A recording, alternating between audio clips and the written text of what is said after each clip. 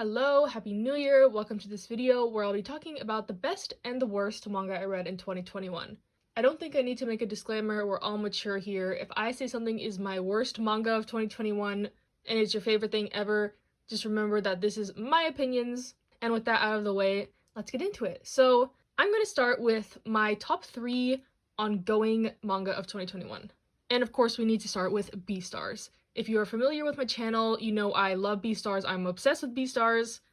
I was on a collab video on Profitaku's channel where I named this my favorite manga of 2021, and to be honest, it probably is. So we're starting off strong. If you don't know the premise, it's about a society where carnivores and herbivores live together, trying to coexist in harmony, and the main character, Legoshi, is a gray wolf in this society, so he's kind of at the top of the food chain.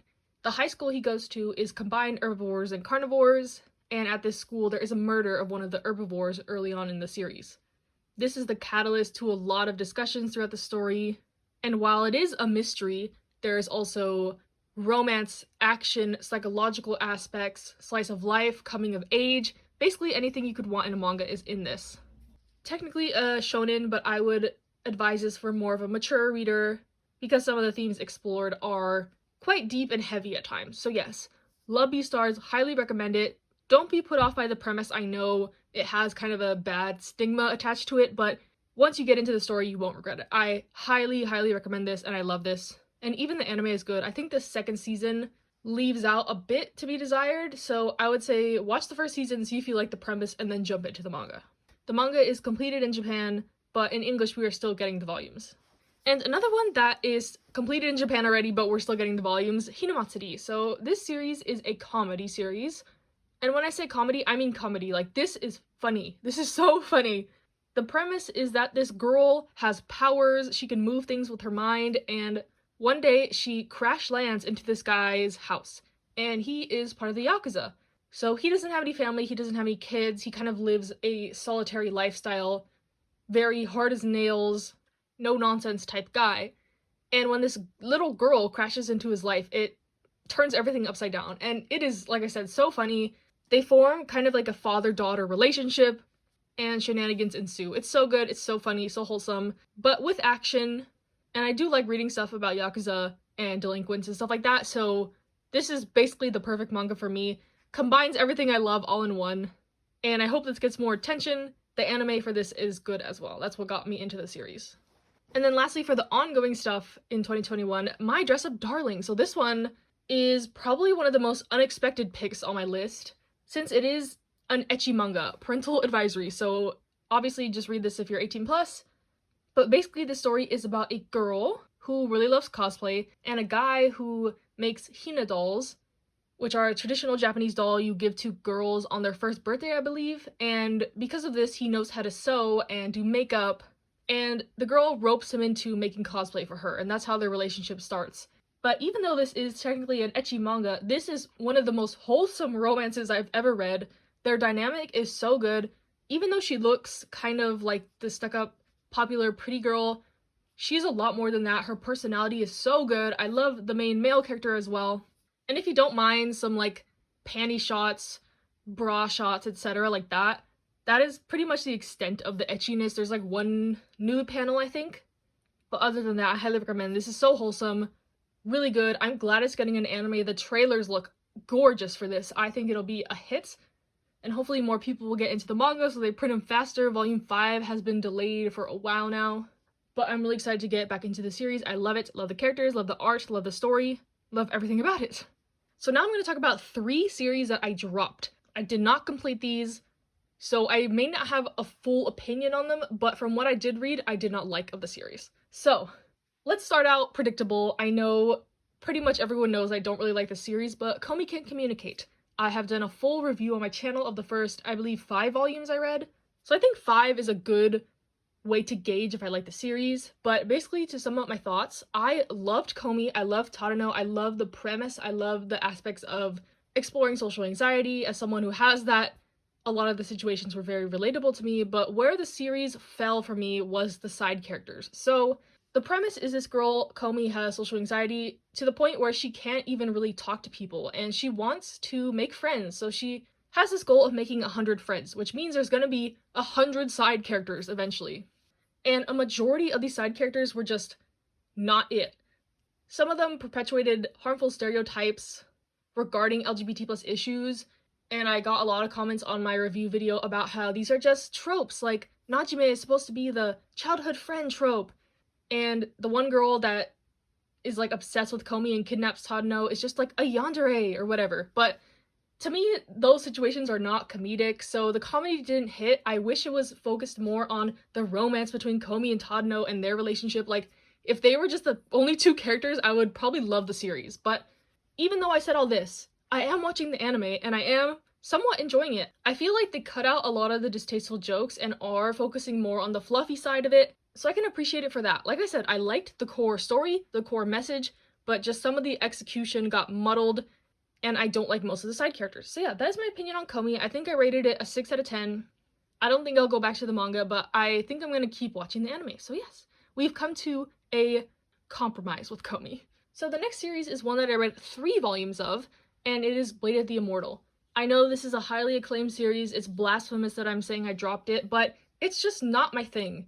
I tried it for a reading challenge, which was like, read something out of your comfort zone, and like bloody action seinen is not really my comfort zone, and sometimes that's okay not to go out of your comfort zone. I just had to read the first volume like 3 times. I was kind of unsure of the plot, and once I got into it and I knew like what was going on, I still was not gripped. The characters were cool, but like the premise was basically, if I'm remembering correctly, that this guy is cursed to be immortal after he was serving under some emperor that killed a lot of people wrongfully. So he's cursed to be immortal, and he strikes up a deal with the like witch lady who cursed him that if he kills 100 evil people, then the curse will be lifted. So the story is that he's out to kill 100 bad guys or whatever. So you could see how that could get repetitive. And even in like the first 3 volumes, I found it repetitive. I'm sure there's some twists and turns and it gets better, but to me, it was just something I didn't really want to read. The art was gorgeous, and like I said, the characters were pretty good. I liked the main guy and the girl that wants to get revenge for her family, but other than that, it was just not my thing. So that's my conclusions on Blade of the Immortal. Hope y'all understand. It just wasn't my thing. Not my genre, didn't grip me, was not super enjoyable. And then another thing I dropped in 2021 was Uramichi Onisan. So this is one that I thought I would love. Basically, the premise is this guy who works on a kids' TV show, but he is very, like, pessimistic. He is very Debbie Downer, he hates life, life sucks, but he works on this kids' TV show, so he has to be all peppy in front of the camera, which is what I thought it would be. However, when he's working, he kind of tries to instill his ideals on these children as well. Like, he is not the happy-go-lucky guy he's supposed to be all the time on TV. He kind of, like, plays off his jokes as, like, childhood humor, but they're, like, very cynical and dark in tone. And it just wasn't what I thought it would be. I don't like crushing kids' dreams and stuff like that, even though I'm not, like, a kid person. I never plan to have kids in my life. But just the way it went about it was not funny to me. Like, I'm not one to shy away from, like, depressing humor, self-deprecating humor, stuff like that. But it was just too bleak to me, and it wasn't funny. I think the best moments of the series were when Uramichi was hanging out with his coworkers, because they're all adults, and you saw kind of a different side to him there. But yeah, that being said, I only read 2 volumes of this and I dropped it. It just wasn't my thing. I was gonna watch the anime to see if I liked how it went better past where I read, but I just never got around to it. I was not interested, and I don't think I'll be going back to it. It was just not my type of humor. Humor is very subjective. I have another comedy manga on this list, and you might think it's very stupid humor, like Hinamatsuri might be stupid humor to you. But to me, this just wasn't my type of humor, and that's why the series didn't hit for me, and I dropped it. But since I mentioned the comedy manga, let's just go into my top 3 completed series of 2021. For these, I basically just sorted my anime list from top to bottom, and these 3 series I rated a 9 out of 10. So I figured these are the best things I read, according to my past self and my current self and whatever. And like I said, comedy manga, Arakawa Under the Bridge. So this is a series that I raved about in kind of the beginning of the year.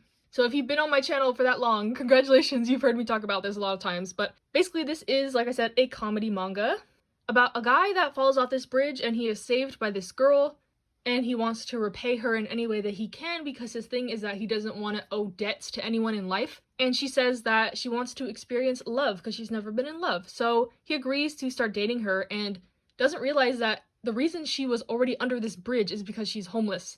So he ends up moving in with her under this bridge, and they meet just this cast of eccentric homeless characters. It's very wacky, very absurd humor. If you like Hidamatsuri, you will like this. If you like something like Gintama, you will like this.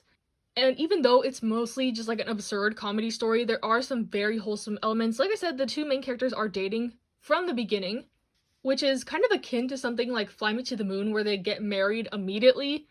It's kind of like that. Like, they start dating immediately without even knowing each other, and their relationship develops from then on. But like I said, there's very wholesome, cute moments sprinkled in throughout. Don't expect that to be the main focus. Like I said, the main focus is slice of life, episodic comedy. But the wholesome romantic moments thrown within just makes it that much better. And I highly recommend this. The anime is also good, and this author is also doing Saint Young Men. So if you like Saint Young Men and that style of comedy, I think you'll like this as well.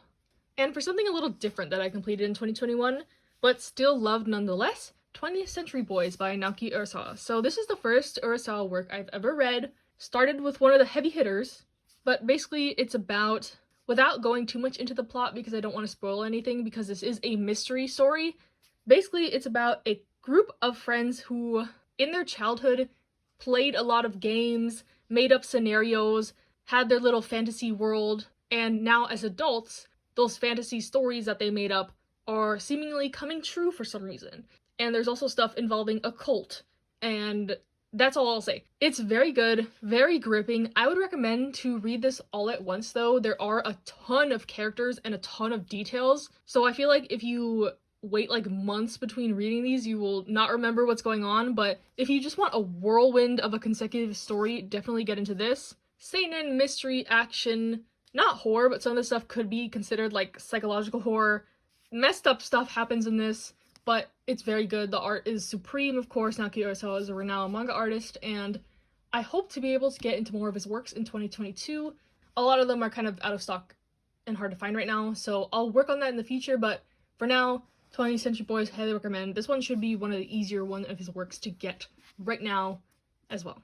And then, probably my favorite completed work of 2021 is High School Debut. I have sung this manga praises so many times, but you're gonna hear it again. High School Debut is probably my favorite shoujo manga of all time, until I reread Lovely Complex and determine that, but High School Debut, so good. The premise is gonna sound stupid, but trust me, it is amazing. Basically, it's about this girl who gets into high school. She wants to get a boyfriend, but she's kind of like a tomboy. She doesn't have experience with love, and she meets this guy who is like the popular pretty boy, or so he seems, but he doesn't want to have a relationship. He's tired of the girls fawning over him, and she sees him getting confessed to, and is like, how do I get a guy to confess to me? Like, how do you do it? And she asks him to be her coach in love, and he agrees because he thinks it's gonna be funny and like just a trip to try to coach this girl into being this uber feminine boy magnet type girl. But of course, what do you expect happens? They end up falling for each other,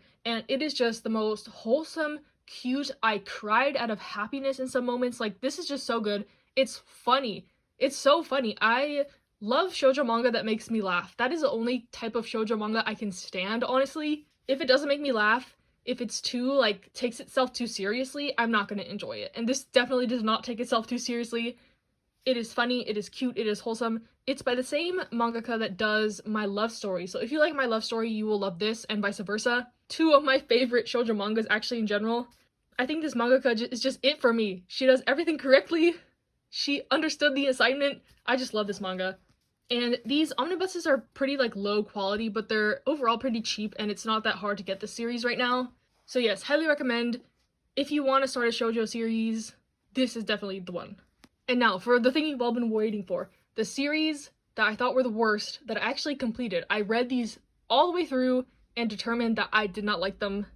Those other series I dropped, maybe you can say, oh, she didn't read enough of them to see the good parts, whatever. Okay, these ones I completed, and I thought they were kind of trash. So all these series I have sold after the fact. I don't own them.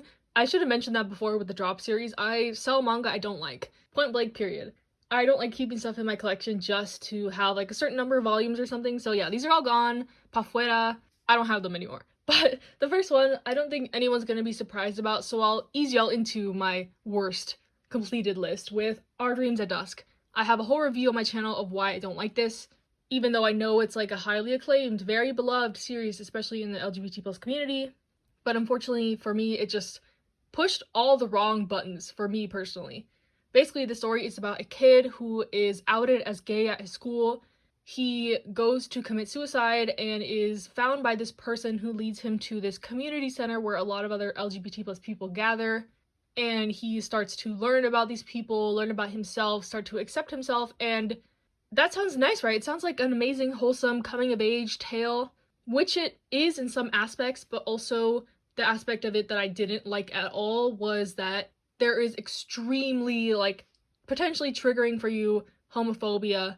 This character, the main character, just goes through it, constantly being thrown slurs at, and it's just very uncomfortable, especially for me to read. And I couldn't really get over those aspects. It was just hard to read, and I am not one of those people who likes to read LGBT plus stories that are rooted in like very dark topics. I prefer to read something light and fluffy, even though it's, some people might say, idealistic or unrealistic. I don't want to be constantly reliving my trauma by having to read these depressing LGBT plus stories, no matter how realistic they may be. Because I've lived that, I know this truth. So, to me, it was just very triggering. I didn't like it. I didn't really like the use of symbolism either. I'm not a fan of magical realism. Growing up in Mexico, all the literature I had to read in school was magical realism, so it wasn't like some new concept for me. Overall, the only thing I liked about it was the art and the inclusion of a lot of people in the LGBT plus community. There was like non-binary, trans characters, lesbians, gays, all the people were represented, but the story was just too bleak and too depressing for me to get through at times, but I did complete it. I finished it. Because it is so highly acclaimed, I was very excited to read it, but unfortunately, it just wasn't for me. Not saying it's a bad series, just wasn't for me. I know this about myself, that I can't really deal with sometimes heavy topics like this because it's too painful for me. But anyways, if you love this, if this is your favorite series ever, props to you. I'm not going to tell you it's bad, I'm not going to tell you not to like it. But just for me, it was not the thing for me. And I talk way more in depth about it in my review. So, moving on to something lighter that I just didn't like. Waiting for Spring. I read all 14 volumes of this because it's a shoujo manga that has basketball elements. Basically, it's about a girl, moves to this new town, she has no friends, she works at a cafe, group of boys comes into said cafe, and they're all coincidentally on the basketball team. At first, they're assholes to her, but she slowly befriends them, gets into their friend group, and then her childhood friend comes back from America, and he's madly in love with her as well as one of the boys on the basketball team. So it's a love triangle.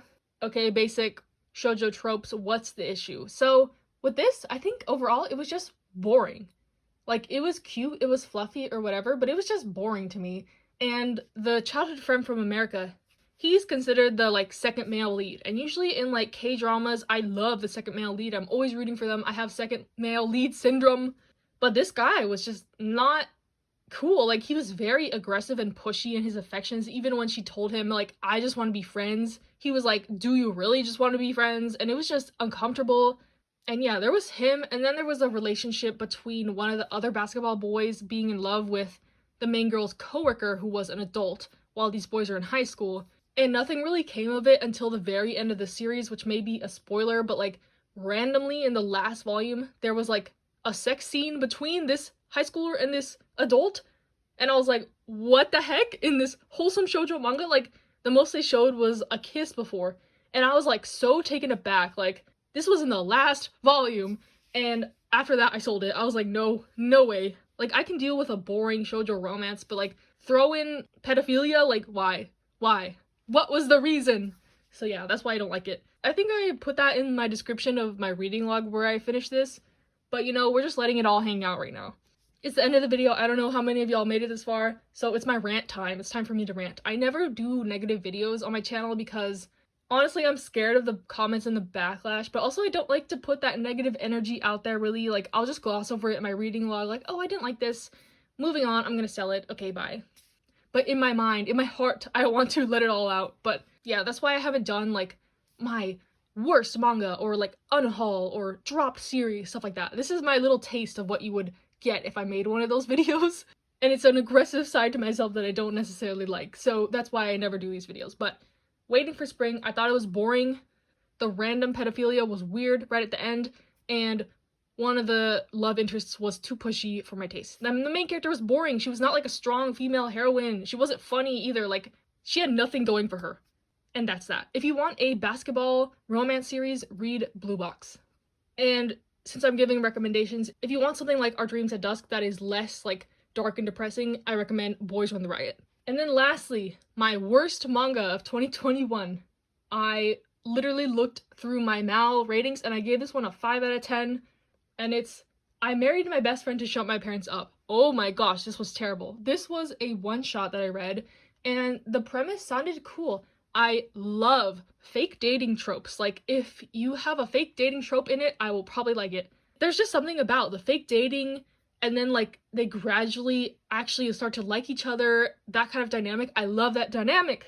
And I don't know any manga that are like that. So when I saw this one shot, I was like, oh my gosh, perfect. Like, just the title alone implies, okay, this girl marries her best friend because her parents are pressuring her to get married to some man probably, and they'll probably gradually fall in love after that. Like, perfect!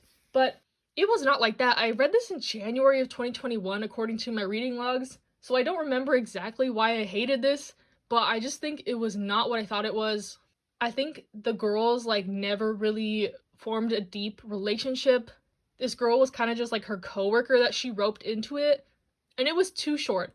I think it would have been more suited for a longer form series as opposed to a one shot. Like, there was no development, nothing going on. I believe like half of it was also another story. Like, there was another story at the end of it, but the main story was just not developed, not what I thought it was. I was so excited to read this, and it let me down. That's probably why I gave it such a low rating, but like, that happens a lot with me. It's my fault. I get so hyped for series sometimes, and then I read them and I'm disappointed, and it just like puts a cloud over it. So yeah, that is why I didn't like that. That's why that was my lowest rated manga of the year, and I still stand by that. So yeah, that is my list. Let me know what your best, what your worst manga of 2021 was. Let me know if you think some of my bests are trash and some of my worsts are the best thing ever. Sorry I got kind of heated at the end here. I get passionate when I'm talking about things I don't like, but oh my gosh. Okay, anyways, stay safe, stay healthy. I'll see you next time, and bye.